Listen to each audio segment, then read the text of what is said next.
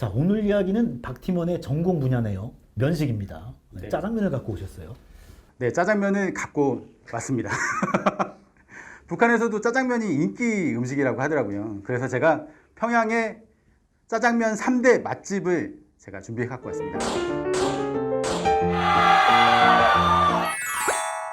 먼저 창관거리의 짜장면집. 여기는 짜장면집입니다. 예, 근데 그 짜장면집 이름이 어떻게 됩니까? 상호명? 이름이 짜장면집입니다. 짜장면집입니다. 1985년에 개업한 중화요리 전문점인데 노동신문의 레시피가 간략히 공개됐는데요. 감자와 당근, 된장, 그리고 돼지 비계 등을 사용했던 전통 방식에서 최근에는 버섯하고 돼지 고기가 들어간다고 합니다. 자, 창관거리는 우리로 치면 명동쯤 된다고 볼 수 있지 않습니까? 외국 음식점도 즐비하고요. 근처에 고려호텔도 있고요. 그런데 이름도 그냥 짜장면집이라고 하는 거 보면 그야말로 역사와 전통을 자랑하는 원조 짜장면 맛집이다 이렇게 볼 수 있겠군요. 맛은 어떤가요? 사실 먹어본 적은 없어서 솔직히는 모르는데 네, 1호 맛집인데 맛은 모른다. 네, 아쉽습니다. 자, 두 번째 집은 어디입니까? 네, 광복거리에 있는 향만루입니다. 아, 향만루. 네, 무슨 루, 무슨 각. 여기는 확실히 중국집 이름처럼 들립니다. 자, 광복거리는 김일성 주석의 생가, 즉 만경대 구역에 접한 거리인데 여기는 정통 중화요리 전문점을 표방하는 것 같아요. 김성일 동지께서는 향만루 대중식당에서 다른 나라의 민족 요리를 잘 만들어 봉사하면 인민들이 즐겨 찾을 수 있다고 하시면서 1989년에 김정일 위원장의 제시로 문을 열었다고 하는데요. 자, 면 모양이 조금 달라 보이긴 합니다. 칼국수에 더 가까운 것처럼 보이기도 하고요. 네, 그렇죠. 이제 면발을 만드는 과정이 나왔는데요. 가장 오래 즐긴 거는 이 기계에서 4번 정도 밀 때 이 버는 바와 같이 한 손이 있고 껌모델처럼 끊어지지 않는 면이 만들어지게 됩니다. 근데 좀 소스가 조금 달라 보입니다. 네, 북한에서는 이게 짜장 소스를 즙이라고 부르는데요. 핵심은 역시 된장에 있다고 합니다. 짜장집에는 감자와 고기, 된장이 들어가지 않습니까? 이 즙이 구수한 맛을 살리려면 우선 고기 절이기와 된장 절이기, 감자도 푹 삶아서 이 세 가지 맛이 어울려야 즙이 구수한 맛이 납니다. 자, 이제 하나 남았습니다. 3대 짜장면 맛집. 세 번째는 어디입니까? 비교적 최근인 2012년 문을 연 곳인데요. 여기 성경종합식당에도 새겨져 있습니다. 성경종합식당이라고 하는데 1층에는 결혼식 피로 연장, 2층에는 순댓국집하고 그리고 짜장면집이 있습니다. 아, 여기는 신흥 맛집이네요. 네.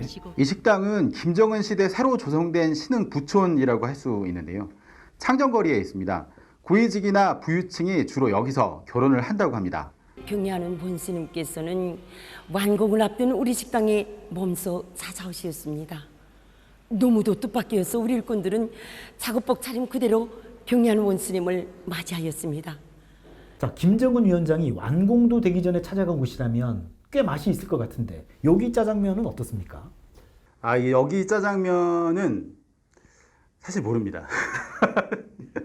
영상이나 사진을 제가 찾아봤는데 공개된 게 없어가지고 좀 약간 엉터리 같은데요, 박팀원. 자, 3대 짜장면 맛집 선정 기준은 뭡니까? 제가 이제 평양에 있는 짜장면집을 다 찾아봤는데 제가 지금까지 찾아본 짜장면집이 모두 3군데여서 3대 짜장면집입니다.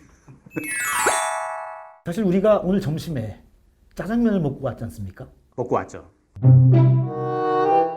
근데 지금 방금 저 화면으로 봤던 북한 짜장면이 우리가 흔히 먹는 짜장면하고는 좀 많이 다르지 않나요? 우리가 먹는 보통 짜장면은 까만색이잖아요. 그런데 여기서 보는 짜장면을 보니까 황갈색이라고 해야 되나요? 그런 색깔이 난 것 같습니다.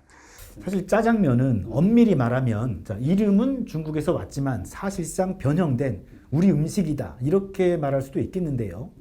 자, 짜장면은 중국 발음으로 하면 자지안미엔. 짜장면. 한자로 이제 작장면을 쓰는데 작자가 이제 터질 작자, 튀기다, 불에 튀기다 이런 의미가 있거든요. 자, 말 그대로 중국식 된장을 볶아서 먹는 음식이다 이렇게 볼 수 있습니다. 1882년 이모군란을 전후해 우리나라에 전해졌다는 설도 있고 1900년대 초 인천 일대 중식당에서 팔았다고 말하는 사람도 있지만 지금처럼 춘장을 쓰고 캐러멜까지 첨가한 까만 색깔의 짜장면이 퍼진 건 1950년대 이후로 볼 수 있다고 합니다. 우리가 먹는 건 변형된 사실상 우리식 짜장면인 거고, 북한에서 먹는 건 중국에서 내려온 어떤 작장면에 가깝다, 이렇게 생각할 수 있겠습니다. 팀장님 중국에 계셨으니까 실제로 중국 짜장면 드셔보셨잖아요. 뭐 한마디로 이렇게 평가할 수는 없겠지만 약간 기억에 남는 건 약간 텁텁하고 좀 짠맛이 강했던 그런 기억이 있습니다. 북한 짜장면도 그렇다면 중국 작장면하고 좀 비슷한 맛이 아닐까 뭐 이런 생각을 해보는데요.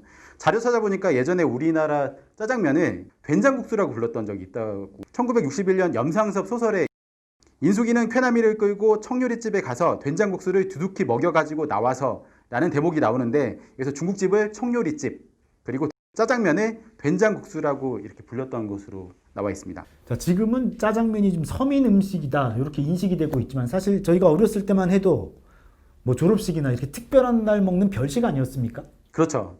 북한은 어떻습니까? 북한에서도 뭐 생일날 먹는 별식, 또 누구에게 대접하는 음식으로 짜장면을 꼽는다고 합니다. 그런데 또 우리나라에서 배달 문화를 선도했던 게 또 중국집 아니었겠습니까? 그렇죠. 북한에서도 짜장면을 배달해서 먹는다고 합니다. 그렇죠. 북한에서는 짜장면을 이제 전화로 주문하기도 하고요. 스마트 앱으로도 배달을 한다고 하더라고요. 색깔이나 맛은 좀 다르지만 짜장면을 소비하는 방식은 남북한이 크게 다르지 않은 것 같습니다. 자, 머지않은 미래 북한에서도 고소하면서도 감칠맛이 나는 우리식 짜장면을 맛볼 수 있기를 기대해 봅니다. 김 팀장의 북한 확대경, 오늘은 여기서 줄입니다. 다음 시간에 더 재미있고 알찬 내용으로 찾아오겠습니다. 감사합니다.